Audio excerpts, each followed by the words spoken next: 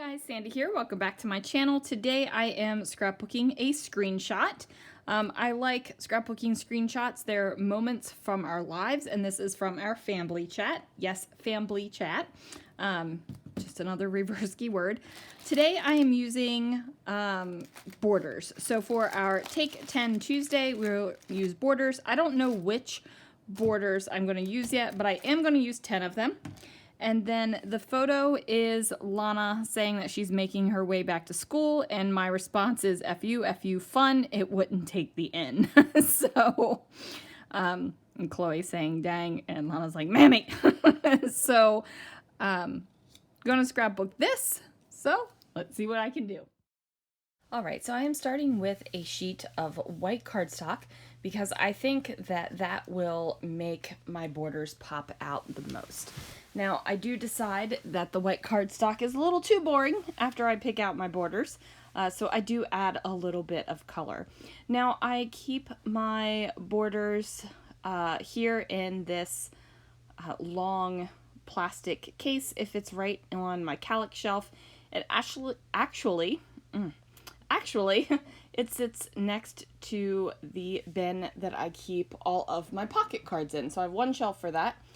And I figured if I kept my borders separately, because they used to live with my stickers, I might use them a little bit more. So we will see what is going on. Now I'm trying to pull out ones that I think will either coordinate or look good together. And I keep counting them because I'm like 1, 2, 3, 4, 5, 6, 7, 8, 9. Okay, I need one more. I'm like, I need a 10th border. Now in this bin right here, it's not just borders that are kind of independent like this. Like that heart one is a sticker that was cut off a sticker sheet. I do have longer sticker borders down there. I have all of those Doodlebug paper thrills. So everything that I have border-esque is kind of living in there. I am thinking about adding that gray cardstock to the bottom to be my truly background layer. However, the gray that I pulled out doesn't really match the gray that are in those border strips. And are these really considered border strips? I don't know. None of this is cut off of paper, so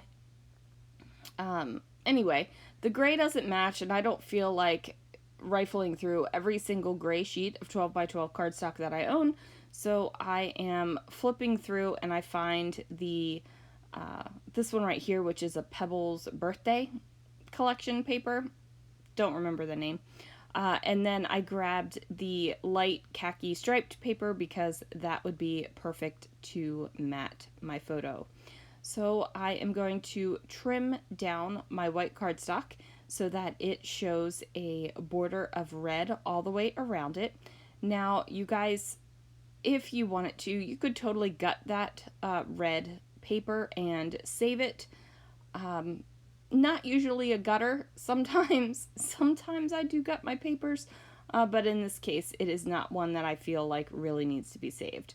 I also decide that I need some pops of black on this layout, so I go ahead and mat my photograph on black cardstock, and it's about 4 1/4 by 6 1/4, and then I go ahead and mat that on a 4 1/2 by 6 1/2 inch khaki bit. Now I am going to go ahead and figure out my stripy bits here with all of my borders. So I don't want the borders going from top edge of the paper to the bottom edge of the paper. So what I'm going to do is kind of rip and tear and cut them out. Wow, language is a struggle this morning. To be fair, this is first thing in the morning. My coffee is sitting in front of me, but I have not started drinking it yet. And the words are a struggle. So this is one of those fringe borders, so I just go ahead and run my hands against it just so it has a little bit of lift and it doesn't read so much as a solid. I put that pink kind of houndstooth over it, and then I'm going to go ahead and add in the heart sticker border. Now this is a flower burlap border.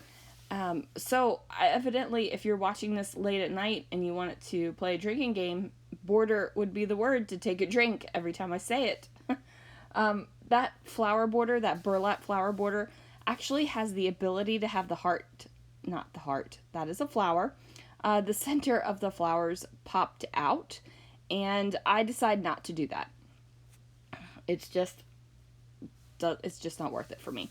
So basically what I'm doing here is creating a solid kind of force, I guess, of borders. And what that's going to do is read like a solid piece of cardstock. And there I go, counting the borders again. Because, you know, it's Take 10 Tuesday, and I have to make sure that I have 10 of them.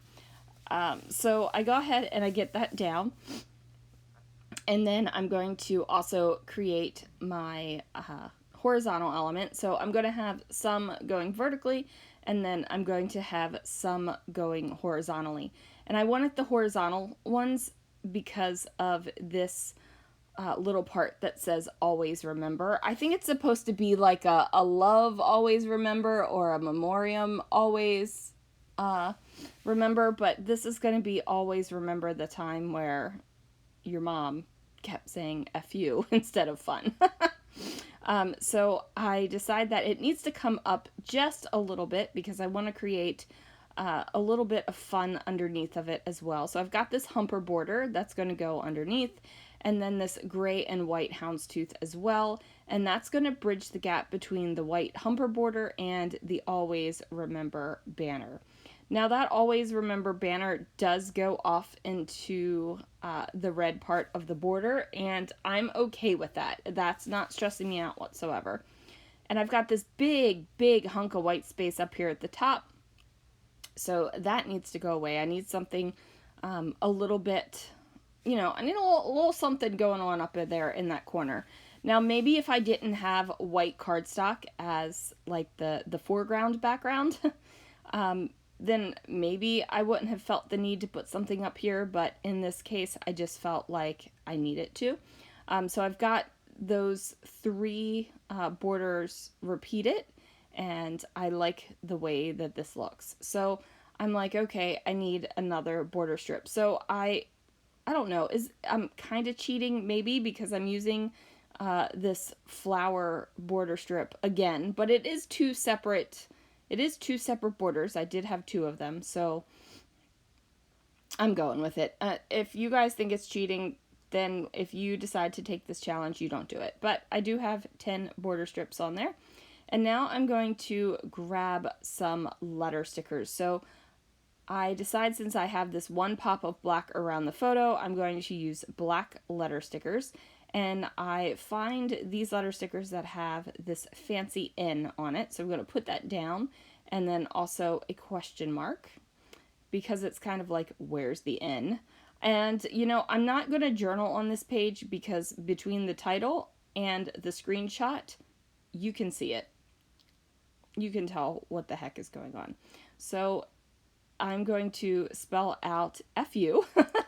And then ... and then up at the top for the N, I'm going to have ... N question mark.